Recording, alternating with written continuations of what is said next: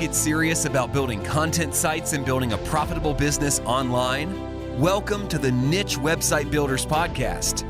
We bring you the latest field-tested tips, tricks, and strategies for building a profitable online asset.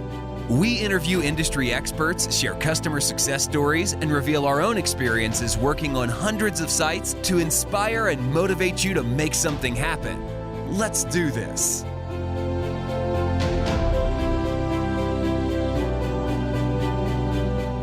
Welcome to the Niche Website Builders Podcast. Today we have guest Ryan Darani. Now, if you've been keeping up with anything in the SEO space, you'll know Ryan was recently featured in the Business Insider article detailing how he went from working in an SEO agency to now making around $40,000 per month as a freelancer. So we cover some of his journey there, what he learned from his agency life that he was able to bring over to freelancing, how he was finding clients, how he's scaling, his essentially a day in the life of what his day looks like as a freelancer, as he's literally doing everything solo. So this will be interesting for those of you who are maybe doing things yourself as well. We then dive into one of his new projects, which is an affiliate site. So many people are always asking, if you're doing SEO for all these other sites, why aren't you doing it for yourself? So he's taken on essentially that role now, and he's now got his own affiliate site, and we cover his processes from keyword research, writing content, links, internal linking, and everything in between. So sit down and enjoy. This episode is brought to you by Niche Website Builders, an agency dedicated to helping people just like you build profitable content sites. Niche Website Builders are the hands-off content site marketing agency you always wished existed. It's run by content site marketers for content site marketers, and they help both investors and individuals alike build profitable online properties. They provide a fully outsourced approach to content creation, link building, and done-for-you website builds, the same approach they use on their own six-figure portfolios. For example, their content packages come with a proprietary keyword research process, are written by in-house native English speakers, formatted using templates proven to convert, and uploaded to WordPress with affiliate links added so that all you need to do is hit the publish button. Check them out at nichewebsite.builders/show. That's nichewebsite.builders/show and fill out the form to get coupon codes for 10% more content or a 10% discount on links with your first order sent right to your inbox. All right, welcome to the Niche Website Builders Podcast. Today we have the now big dog, Ryan Darani. How you going, Ryan? I'm good, mate. Thank you for having me. It's good to be here. Yeah, thank you for coming on. So people who may not have seen, I would love for you to cover what was in that Business Insider article, essentially covering how you went from SEO agency working there now to making around $40,000 a month as a freelancer. Yeah, it's been a journey, I can tell you that for sure. I was just like everybody else, dude. It seems like everybody else anyway. I had the kind of ambition to build my own business way back when I was like 25, 26. And I never knew what I wanted to do. But I was in a fortunate position where I kind of built this career at an agency, working in SEO. And I eventually just made the decision during COVID to launch my own business. And I focused purely on inbound marketing. Took it from 0 to 10 to 20 to 30 to now, as you see, 40K a month in the last 16 months. Nice. All right. So let's dive maybe a little deeper into that as well. Mm-hmm. So what made you leave, I guess, the agency life and do your own thing to start essentially freelancing? Yeah. I think a couple of things. One, I knew the revenue opportunity was a lot bigger. I think people don't realize how much money is out there to be made until you make that decision to go freelance. And two, I was kind of getting bored of not bored, but potentially overwhelmed by the agency world. It's quite hectic. There's a lot to balance. There's a lot of politics to navigate. And that was really the catalyst to kind of drive me out and do my own thing.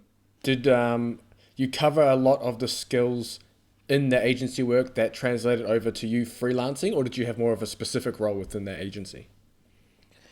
Yeah, I think the most transferable skill, to be honest, from the agency was being able to communicate and being able to basically reinforce your value as an SEO. I think at an agency, you get taught everything. So you're not really a specialist so much. You kind of become a broad marketer. But I took a real love and passion for on-page content growth, content play. So that's really where I've kind of carved out my place in the market right now. As a freelancer, that's kind of where you've considered your specialty, where you've kind of specialized down that route? Yeah, exactly. I'm good at it, so I know I can get the most value out of it in terms of what I get paid for and what I give back. So that's kind of where I sit right now, yeah. Perfect. So you leave the agency and you go essentially down your own route. Did you have, I guess, a safety net in terms of income coming in, or you went from agent basically a salary to nothing? Yeah, I went from a salary to nothing. It was scary. I could tell you it was very scary. I had a little bit of savings, and I had also did like a few side projects while I was employed. But I went from stable income to zero overnight. And So it's like burn the boats. You're like David Goggins over there. Yeah. You got to be the toughest man in the room kind of thing. And it was like, I have to survive at this point. So it kind of forces you to do it. So then how long did it take you to, I guess, land your first paying client then? Did you have a lot of time where you were eating your ramen noodles in there, or were you a pretty quick transition? Dude, I'm still eating ramen noodles now. I think it took me 30 days to get my first £2,000 a month client.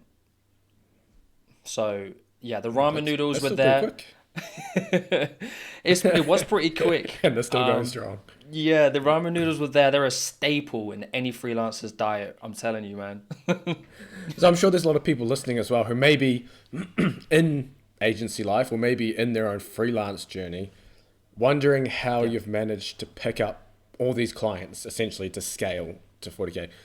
What is, I don't want to say the secret, but let's just call it the secret. What is that secret to being able to land these clients? Is it just basic outreach? Is it going through the network you already had? Is there something else there? I think the secret is two things: understanding your worth, firstly, and secondly, staying true to that with consistency over a period of time. So, I didn't have a real network, but what I did have is a quite a solid resume of clients that I had worked on, which I leveraged. And I did no outreach, no cold out emailing or anything like that. I literally gave away everything I was doing for free on LinkedIn for months, and that's how I scaled it. Okay, so you use LinkedIn as almost like your lead generation tool there. Yeah, pretty much, yeah. Gotcha. Did having previous clients at the agency help you, I guess, to find those clients initially? Do you think it would have worked if you didn't have that previous network? Good question. I think it would have been a lot harder for me to go for the budgets that I work with if I didn't have that resume of clients I'd worked with. In terms of like figuring out what kind of clients I wanted to work with when I was a freelancer, I had already known, I knew that from the start.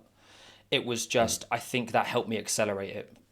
And then the leverage you had, so if anyone listening, maybe they're wondering what kind of leverage you had to essentially land these clients. What are we talking about? We're talking about maybe previous clients you've worked with or previous budgets and things like that? Probably both. I was in a fortunate position. I had worked with like 6-figure budgets per month. And I had also worked with some of the biggest clients or some of the biggest brands in the UK in terms of like revenue and brand awareness. So yeah, I think both of them definitely worked in my favor. Oh, that's perfect. So if we move into essentially your freelance journey now, do you have a team now that essentially works for you as part of your freelance to help you essentially scale your business? This shocks a lot of people, but no, I don't. So everything's solo? Everything is solo. Yeah. Um, you can imagine what that looks like at like 20, 30K a month. So yeah, running the business is all me. The consulting side of thing is all me. What I do have is elements that I outsource. So like content writers or link builders, I will outsource that. And the clients I work with typically have in-house developers or marketers or teams to get stuff done. They just rely on me to kind of provide the strategy, the direction, and guide on execution. So quite lucky in that sense. Damn. Okay. Give me a day in the life then of Ryan Darani, who is Oh man. full solo freelance, making this much money, doing Yeah. it yourself. Ah, dude. Okay. So day in the life, without fail, every single day, a coffee, iced coffee, hazelnut latte. Remember that, it's a staple. um, I'm up maybe at my desk by 8 a.m. and it's like emails, catching up on Slack messages, going over content that I've had back, checking growth on client sites, and then I am probably for the rest of the day in calls. So back to back calls. Ooh. Yeah. Wow. Yeah. Okay. So essentially the morning is the only time that you can really nail down work that you need to do for the clients. Yep. Pretty much. Pretty much. And then I spend the rest of the day telling them how they do it in their teams. Okay. Damn. Okay. So then how do you, I'm just trying to think it. So obviously we know that time isn't scalable. So how do you then scale, I guess, how did you scale to this, and then how do you scale further? Do you have a plan to get further? Obviously, you can't keep giving more and more time. There's only so much time in a day. So is it a matter of now starting to hire a team? I mean, I kind of made a promise to myself that I wouldn't turn into an agency. Like, like I wanted to not do that. But I think like you said, time isn't scalable, and if I wanted to double or triple my income in the next 3 years, 5 years, it's inevitable. I'm going to have to employ people or figure out ways that I can get time back. So the plan for me is to drive revenue to about 100K a month. And along with that, I'm sure there'll be a ton of growing pains with it, but along with that, I'm sure I'm going to have to bring people along the way with me. Yeah, for sure. Yeah. How did you and how will you decide what you delegate out? Because obviously freelance, you do everything solo, you trust the way you do your own work. I think most people maybe within their content sites or niche sites don't want to outsource too much because it's like their little baby, they don't want to have someone else maybe do work that isn't as good. So delegating becomes, I guess, this hard thing of, I don't want to give away control. So how did you decide what you're giving away? And in the future, how will you decide what you'll delegate out? That's a good question because I'm really protective of my work. Like, I'm terrible, dude. Yeah. Like, Craig, he will vouch for this. Yeah. I do not trust people. Like, so I think the way you have to learn to delegate is to get out of your own way and drop the ego and realize that you're not the only person capable of doing the stuff that you can do. And if there are knowledge gaps, you should have like an SOP in place to iron those knowledge gaps out. My biggest resource suck is content. But it's what I'm most skilled in. So I can SOP that out. I can train people on that pretty effectively. And I think that is where most of my, in the future, most of my delegation will sit. Okay, gotcha. Regarding those SOPs, I'm in the process of trying to create my own as well. It's not fun to do, obviously. How are you? How have you made your SOPs? I mean, I've heard people that will just do Loom videos, Word documents, screenshots, whatever. Do you have a process for that? Yeah, I'm in the mix. So I like to have a Loom video, but I'll also document it, which is, I think, lots of work, but I don't know why I do it. But yeah, Loom is such a lifesaver. Like I think it's what $7 a month, and you can record unlimited videos. Definitely get that for SOPs. Perfect. So then within the SOP, then you're essentially doing almost like an over the shoulder of what you're doing and they just follow along. Exactly, and I think what I try to do as well is incorporate some like common errors they're going to come across or common challenges they're going to come across. So I'll go, this is how you do it, but if this happens or X happens, here's how you can kind of get around that. So they're not just kind of watching me do a seamless from start to finish content strategy. I'll Okay, also yeah. say, oh, if this goes wrong or this happens, then this is how you deal with it and this is how you fix it. Oh, nice. Okay. I'm gonna remember that for mine. Take it, to, it's yours. yeah. I want to dive into a little bit as well in terms of how you charge, I guess, your clients. You don't have to go into money and too much detail here, but kind of how is it kind of like a monthly retainer or monthly subscription they pay you, or is it based on maybe they pay a lump sum for a certain amount of work and then you come back to them? I would say 95% of my business is retainer based. So they pay me to deliver results, and I will basically work out what that's going to cost me to produce those results. In the very rare occasion, I will do like a 3-month project. They'll pay me 50% up front, and then when the project's finished, I'll collect the remaining 50%. Gotcha. That works. And I also wanted to cover within this agency, I'm sure there's people maybe working in an agency or maybe working some other job who are looking to go solo. What advice would you have for them to make that move? Ooh, don't want to sound like one of those like guru guys. Like, Yeah. Just follow your dreams. yeah, follow your dreams. Hard work pays off. I would say like the strongest piece of advice I can give if people are looking to genuinely do this is if you can, and it is find the time to build a business whilst you're working. And whether that is you're building your personal brand or you're building your network or whatever it is, but when you make that transition, if you've already got a little bit of momentum, it's a lot easier to kind of follow that on rather than to start from the beginning and try and build up. Yeah, that would be the best advice I can give. Nice. Actually, you mentioning, sorry, you mentioning personal brand reminded me. I think it was a podcast of yours that I listened to. I must have been with the Craig's one, recent one, I think, about building your own personal brand. Yeah. What's the importance of building that personal brand, and how are you going about it? I think the most important thing that I've tried to do is to remain as honest and as transparent as I can. I think can we swear on this or no? Yeah, you're good. Yeah, I think people's bullshit detectors are really, really high because people have been missold stuff. They've been promised things that they can't achieve.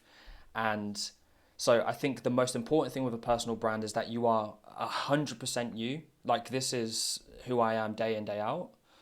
And if you're going to build it on a platform that you're comfortable on and that where your audience is. Like for me, it was LinkedIn. That's where I started building my personal brand because it was what I was used to. But if you're, already pretty familiar with Twitter, do it on there. And I would give one bit of advice is steer clear of poking the bear too much if you want to kind of remain you want to stay in people's good books as you build your personal brand in the early days. What's some examples of poking the bear then? Basically some examples not to do. I could very easily go on rants about how agencies are terrible and agencies suck just to kind of make myself look better, but it's not true. And I could end up burning bridges with people that might eventually want to work with me. So that's a perfect example. Yeah, that's a good call. I want to move on to your own affiliate niche sites. Obviously, people always ask, you're freelancing, you're doing these things for other businesses, you're working in an agency, whatever. Why aren't you doing it for yourself? And I know you've just started recently a couple of sites, so maybe do you want to run through maybe the thought process of how you started it? Maybe you don't have to share the niche, but maybe general topic, and then maybe some of your process and thought process through that. Yeah, so exactly that. Like, I've been doing SEO for a long time and I've always been doing it for other people and made people a lot of money. So, and hanging around dudes like Craig and some of the other bigger affiliates that I know, I'm like, there is huge amounts of money to be made and the process is exactly the same. So I started a content site in an outdoor sports niche, which is a hobby of mine.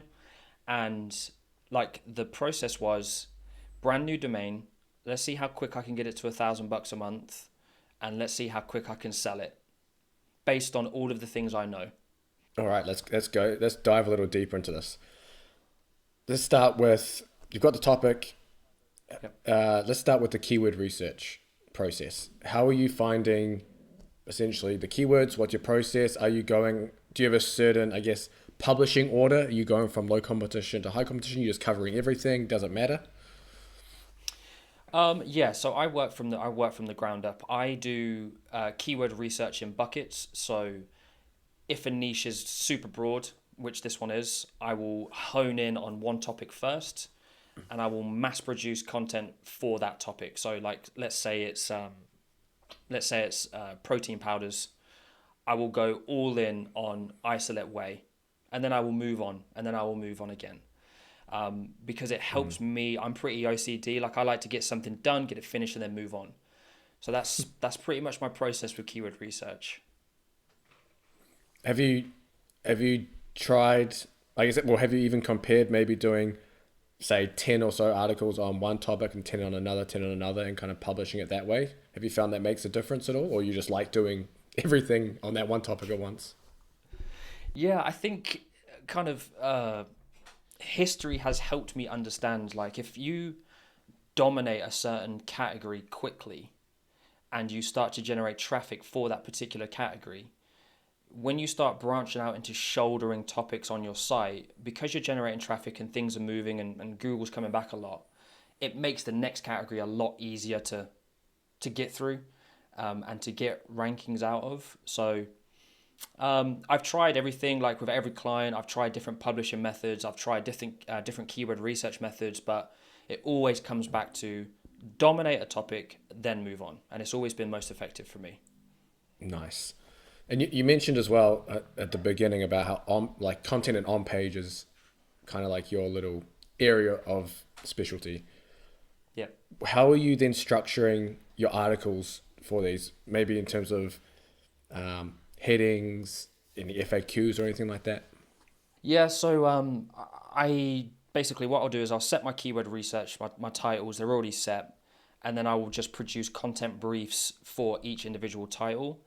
I don't think I do anything groundbreaking in terms of on page. So like my subheadings are normally keyword variations, or I'll take something from phrase or surfer and build out basically like just a list of questions. So, isolate whey, what is it? How is it applied? Like, does it help me lose weight? All of that stuff. I don't really do FAQs at the bottom of the page. I try and answer the questions throughout. Okay. And if I need an FAQ, I'll do it, but I normally keep those for like product pages or like an affiliate money page or something like that. Yeah, that makes sense.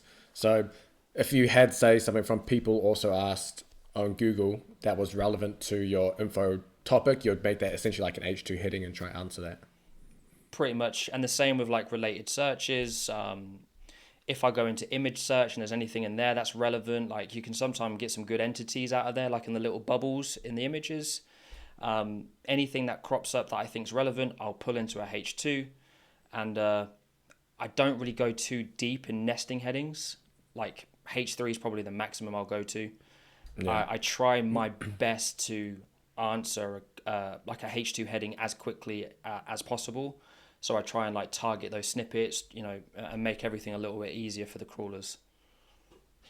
How do you decide then what is going to be a related topic as an H2 or what will be a separate article? If it's, say, a smaller topic, say people also ask that maybe only needs a paragraph, would you still write that as an H2 or H3 and then also do a separate article on it? Or would you kind of just combine it all into one article?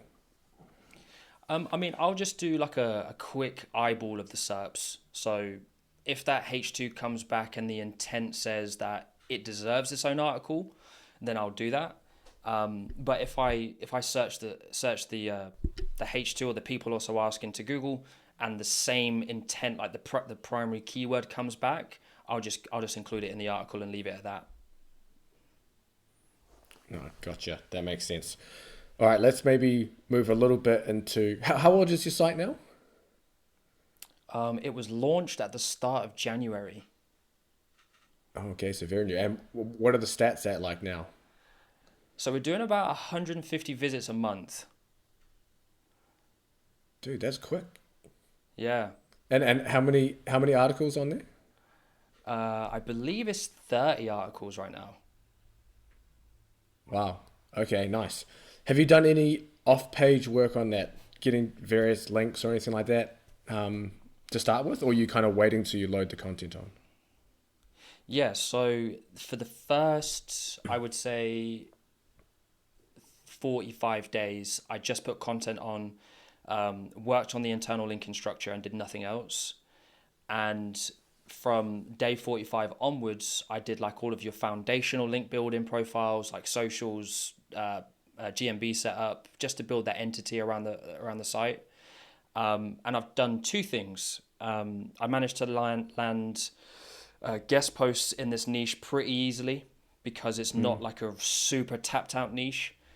And I tried automation as well. So I sent thousands of links at this site to see what would happen, to see if it would break, if it would blow up.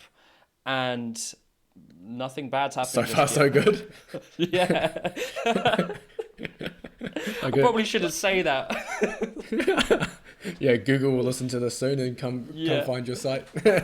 Okay, interesting. So what's the plan going forward then with, I guess, the off page? Are you planning to continue on guest posting? Are you factoring in anything like link velocity or anything like that? Or is it just a matter of, what you can get is, what you do?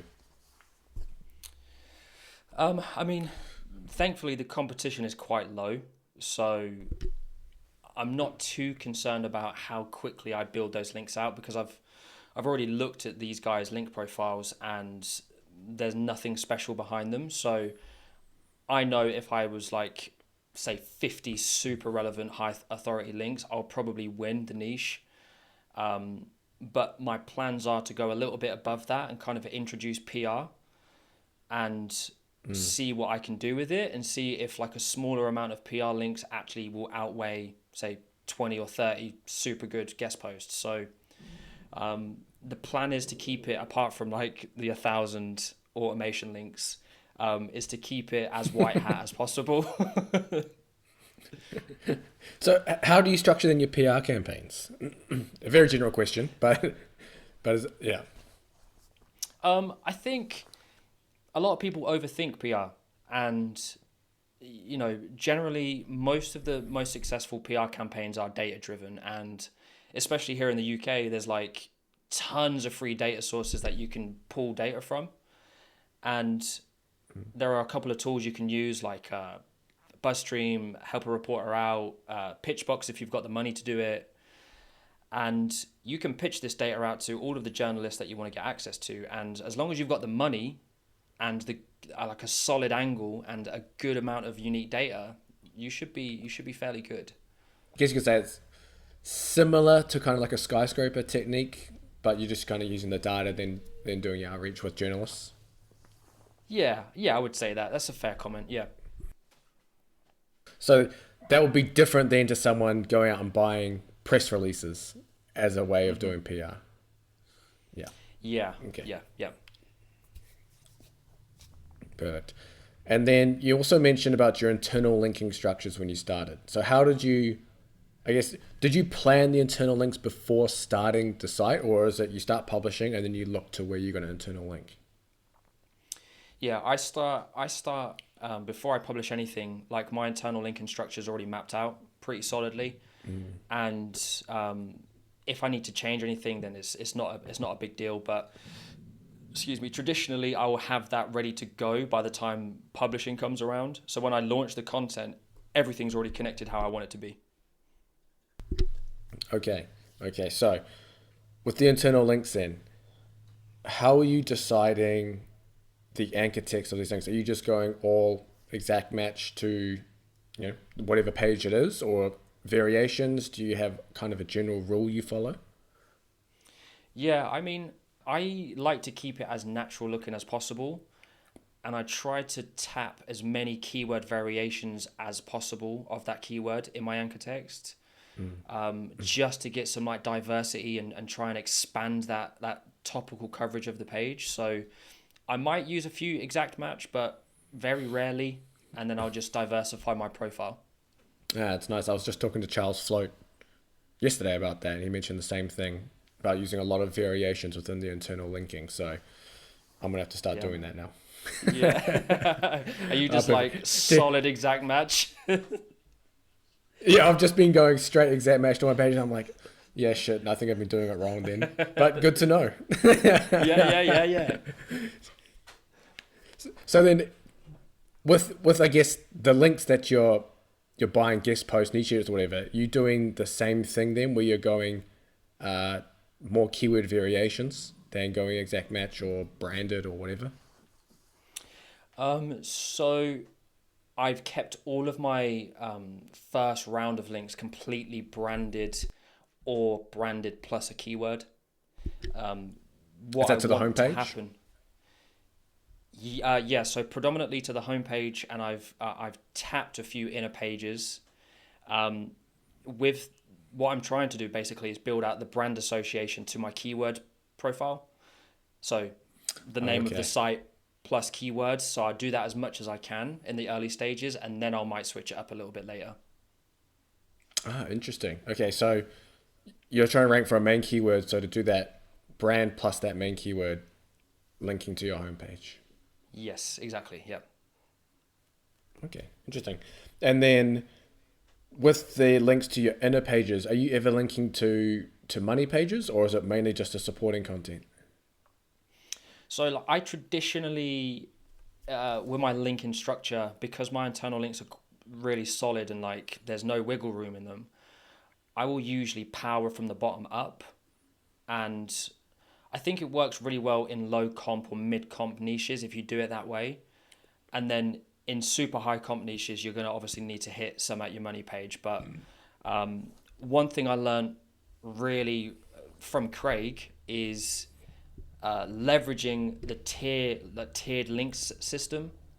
So if I send 4 links or 4 guest posts to a money page, I will put links beneath those to power it all up rather than risk my site.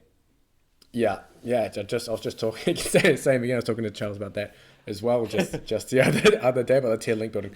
It's interesting because it's not often talked about, I guess, within even, I guess you could say, SEO courses or just generally on Twitter and things like that. It's just more, you need links to your site, but people don't mention that there are other ways of doing it, like this tiered link building way. So if you're going, I guess, doing a tiered link building campaign, how are you structuring it from, I guess, that tier 1, what are you looking for and looking at doing? And then tier 2, what are you looking for? And then what are you looking at doing there? So I think tier 1 is basically the safest link that you can get. So if you've got, say, $1,000 to get some decent links, I would go after super high quality guest post, or even if you got money to get some PR links, some Harrow links, spend like 70% of your budget on your tier 1. And then beneath that, you can go after some, not as good quality niche edits, something with traffic, something that will still power up relevancy to your tier 1s. But if anything goes wrong, that's getting burnt and not my site. Yeah, so almost like a buffer page or a safety net there. Exactly, man. Yeah, exactly. So then to keep the relevancy then, are you using maybe your branded or, I guess, more natural anchor text from the tier 1 to your page, and then more exact match keyword from the tier 2 to the tier 1? Yep, exactly. I want my anchor profile to look as natural as possible. My tier twos, I could go as over optimized as I need to, or I can push the boundaries as much as I need to, because I know, within what's the word? Within a boundary, of course. I don't want to damage anybody's site on purpose, but Yeah. yeah, I will exact match to that site, and if that page doesn't rank on the tier two, it doesn't matter, because it's not my site. But ultimately, that juice is still being passed, and that's all I care about. Do you ever go as low as tier 3, like blasting your automations Nah, on not that, on really. that? Nah, nah. That's some mad scientist stuff. Like, You just go automation straight to the money site. That's the yeah, secret. I'm all out. Oh, nice, nice. So, I guess what's the future plan with the site to get it to grow? So you currently have 30 posts. I guess what's Yep. the trajectory of maybe number of posts per month, links per month, and things like that? So we are aiming for 30 posts a month for the rest of the year. Okay. So we are hopefully ending the year by maybe 300-ish posts on the site. Link wise, I haven't really set a number. I'm going to go after as much as I need to power those 300 posts. And I think by keeping it as clean as possible, it's going to make it a much easier sell when we do come to sell the site. So that's kind of my play. Do you have a ratio of money versus info content on there, or you're looking to make it maybe pure affiliate and go more money site, more money content? It is predominant. I've seen sites get absolutely battered by going the wrong way and being too heavy on like money sites and best of and best this. And I err on the side of caution. So I'm like 80% info and then maybe 20% best list kind of content to get affiliate from. Does that mean your monetization angles mainly display ads then? It will be, I would say, the biggest portion of it. The Without giving away too much, the affiliate side of things is going to be really difficult because some of the laws where I live. But yeah, it will be predominantly display ads. Okay, so are we saying this is more grey hat then, or we? I mean, I'll leave people's imagination. I would. No. It's yeah. I would say it's niche enough to be considered grey hat, and some of the perceptions of this niche are definitely those borderline between like unsafe. Gotcha. Okay, so you've got. Will you only stick to affiliate display ads as your monetization options, or are you looking at maybe branching out into digital products and things like that too? I had considered trying to do like a kind of like a staged progression with it. So content affiliate and then becoming a wholesaler for this particular product. So actually growing it into an e-com site. And I think if we go to sell the site at a certain stage and we get no interest in it and it's just not going for what I think it's going to go for, then I think at that point I will try and flip it into an e-com site and then maybe look for a bigger exit 3 or 5 years down the line. It actually interests me, the ecom site, because I'm thinking about potentially expanding my site to do a little bit of ecom too. If you're going to go down that route, how would you set up the e-commerce side? Would you look to just attach like a bolt-on a Shopify store, or would you go kind of try to keep everything on WordPress with say WooCommerce or something like that? Well, yeah, I would try and keep my site as clean as possible in that sense. So I would probably just, I mean, it's on WordPress, so I would probably just look to rejig it and add a shop into the current setup rather than bolt something on separately, rather than try and risk the work that I had done to keep the rankings as they are. Yeah, that's what I think. That's the safest route. Yeah. And then the idea would be essentially to swap out your number one in your affiliate articles for that item that you're selling? Would that be the plan? Yep, pretty much. I think as well, if I say for the next 6 months build up a good reputation with these, if I do get to land in this affiliate world, if I start to become a threat, then it makes the potential of me being bought out much higher. Oh, that's true. That's true, actually. No, this is, I think we've actually covered pretty much everything from your agency life and your freelancing through to your affiliate sites now. If anyone's looking to maybe read up on a bit about your journey, follow you with the things you're sharing, anything like that, where can they reach you? The best places to find me, you can find me on LinkedIn. That's probably where I'm most active. I can't remember my profile, but if you search for Ryan Darani on LinkedIn, there's probably only one of me on there. You can send it to me and I'll get them to link it in the description. Okay, cool. So LinkedIn, Twitter, and also ryandarani.com. If you want to check out the site, it's not been touched in like a year, but it's embarrassing. But that's where that's where you can find me. Perfect. All right. Thanks for coming on, Ryan. Really appreciate it. Awesome. No, thank you, mate. It was good to chat. Thanks for tuning in, and I hope you enjoyed the show. Don't forget to like and subscribe wherever you're listening. Until the next episode, goodbye.